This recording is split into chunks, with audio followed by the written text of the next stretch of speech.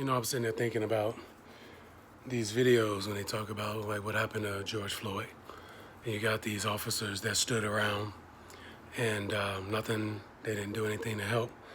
Well, in tort law, that's actually failure to act or duty to act. Their duty was to act and to help save that man's life, and they didn't do so. So what I'm getting at is in situations where they've taken their oath to uphold and protect the Constitution, and the Constitution is designed to protect your universally declared human rights, the Bill of Rights, the constitutional rights, all of these rights, right? And when they do not do their job, and they fail to act, they do not carry out their duty to act, then that opens them up for litigation, for liability.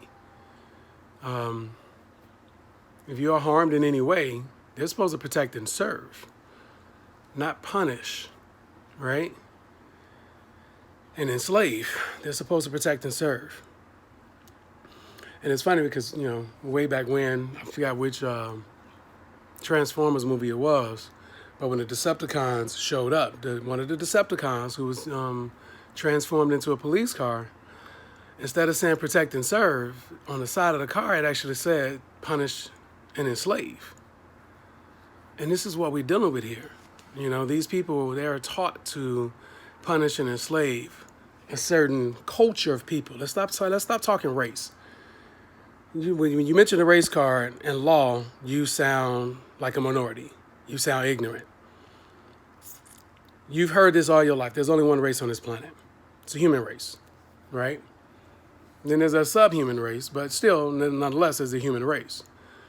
So when you keep talking about race, racism, and all this nonsense, these are terms.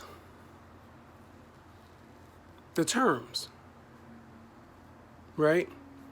Like you say something like, you're getting the short end of the stick, which means that you're losing out. You're not getting all of what you're supposed to have. So when you use a term like race, you minimize your effectiveness. When you start talking about civil rights and constitutional rights, you're lowering your status in law.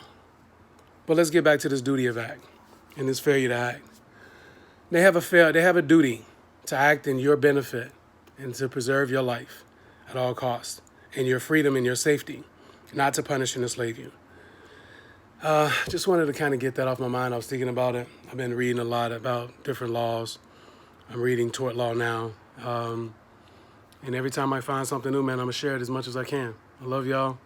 Be well. Thank you for listening.